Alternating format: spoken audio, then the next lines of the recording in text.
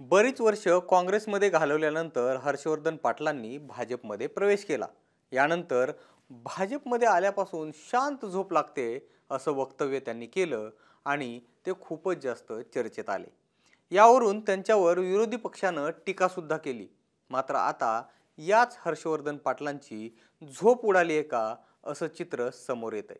त्यांची झोप कुणी उडवली आहे आणि त्यांच्या जीवाला कुणाकडून धोका आहे आणि त्यांनी मुख्यमंत्री शिंदे आणि उपमुख्यमंत्री देवेंद्र फडणवीसांना पत्र का लिहिलंय हेच आपण पुढील काही मिनिटात जाणून घेणार आहोत. नमस्कार, मी निलेश. आपण पाहताय मुंबई तक. राज्यसभा निवडणुकीत हर्षवर्धन पाटलांना उमेदवारी मिळण्याची शक्यता वर्तवली जात होती. मात्र तसं काही झालं नाही. हर्षवर्धन पाटलांच्या पुनर्वसनाचा प्रश्न उपस्थित केला जात होता. मात्र राष्ट्रीय सहकार साखर संघाच्या अध्यक्षपदी त्यांची बिनविरोध निवड करून त्यांचं पुनर्वसन करण्यात आले.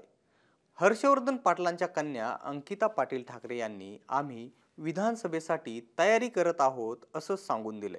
असं असताना आता हर्षवर्धन पाटलांनी मुख्यमंत्री शिंदे आणि उपमुख्यमंत्री देवेंद्र फडणवीसांना एक पत्र लिहिलंय. हे पत्र सध्या खूपच जास्त चर्चेत आले. त्या पत्रात काय लिहिलंय ते आधी आपण बघूयात. महाराष्ट्र राज्यामध्ये महायुतीचे सरकार आपल्या मार्गदर्शनाखाली योग्य पद्धतीनं कामकाज करीत आहे.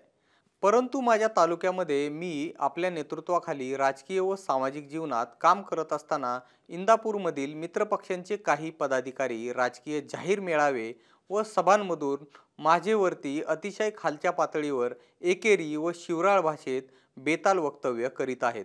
त्याचबरोबर तालुक्यामध्ये फिरू न देण्याची धमकी देखील देत आहेत. त्यामुळे मला माझ्या सुरक्षिततेची चिंता वाटत आहे. सदरील बाब अतिशय गंभीर असून आपण यामध्ये तात्काळ लक्ष घालावे.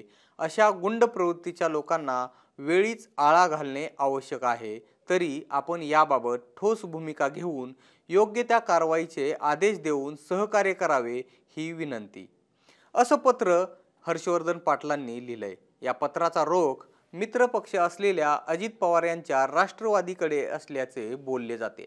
इंदापूरचे माजी आमदार हर्षवर्धन पाटील हे काँग्रेसमधून भाजपमध्ये आले. काँग्रेस आणि राष्ट्रवादी काँग्रेसची त्यावेळी आघाडी होती आणि त्याच वेळी अजित पवारांमुळे हर्षवर्धन पाटील हे भाजपमध्ये आले. या दोन्ही नेत्यांमधील राजकीय मतभेद आणि वाद हे सर्वश्रुत आहेत. पण आता हे वैर पुन्हा एकदा डोकं वर काढताना दिसून येते. अजित पवार महायुतीमध्ये आल्यानं हर्षवर्धन पाटलांची कोंडी झाल्याचं बोललं जाते. काही दिवसांपूर्वी अंकिता पाटील यांनी अजित पवारांवर थेट शब्दात निशाणा साधला होता. आघाडीमध्ये असताना अजित पवारांनी आम्हाला 3 वेळा शब्द दिला होता आणि तो नंतर फिरवला. आमच्या पाठीत खंजीर खुपसला असा गौप्यस्फोट अंकिता पाटील यांनी केला होता. याआधी आम्ही महाविकास आघाडीमध्ये होतो. त्यावेळी अजित पवारांनी 3 वेळा आम्हाला शब्द देऊन तो फिरवण्यात आला होता. आमची फसवणूक करण्यात आली होती. त्यामुळे यावेळी उमेदवार जे कोणी असतील जाहीर होईल. आमचं विधानसभेला ते काम करणार असतील तरच आम्ही त्यांचं लोकसभेला काम करू, असं सुद्धा अंकिता पाटील यांनी म्हटलं होतं. 2024ची विधानसभेची निवडणूक आम्ही लढणार आहोत असं पाटलांचे सुपुत्र राजवर्धन यांनी म्हटलं होतं.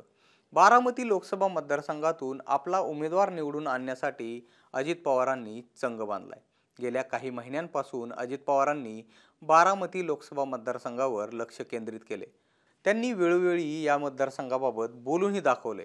मात्र त्यांना महायुतीतील महत्त्वाचे नेते असलेले हर्षवर्धन पाटलांची साथ मिळणार का असाच प्रश्न आता उपस्थित होतोय. इंदापूर विधानसभा मतदारसंघातून राष्ट्रवादी काँग्रेसचे दत्ता भरणे हे 2019 मध्ये निवडून आले होते. ते सध्या अजित पवारांसोबत आहेत. पण आता हर्षवर्धन पाटील किंवा त्यांच्या कन्या अंकिता या निवडणूक लढवणार आहेत हे त्यांच्या वक्तव्यांवरून स्पष्ट होतंय. यामुळं भरणेंची आणि परिणामी अजितदादांची अडचण होणार आहे. कारण या भागात हर्षवर्धन पाटलांचं वर्चस्व चांगलंच आहे.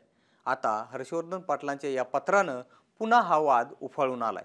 अर्थात हर्षवर्धन पाटलांनी या पत्रामध्ये मित्रपक्षांचं नाव लिहिलेलं नाही. मात्र या पत्राचा रोख राष्ट्रवादी काँग्रेसकडेच असल्याचं बोललं जाते. शिवाय हे पत्र मुख्यमंत्री शिंदे आणि उपमुख्यमंत्री फडणवीसांना दिलं गेलंय. मात्र अजितदादांना उपमुख्यमंत्री असूनही त्यांच्या नावानं मात्र पत्र दिलं गेलेलं नाही. महायुतीचे नेते या पत्राची दखल घेतील का आणि आता हा वाद नक्की कुठवर जाऊन पोहोचतोय हे पाहणं महत्त्वाचं असणार आहे. आपल्याला या वादाबद्दल काय वाटतं हे आम्हाला कमेंट बॉक्समध्ये नक्की सांगा आणि मुंबई तकला जर आपण सबस्क्राईब केलं नसेल तर लगेच सबस्क्राईब करून घ्या. धन्यवाद.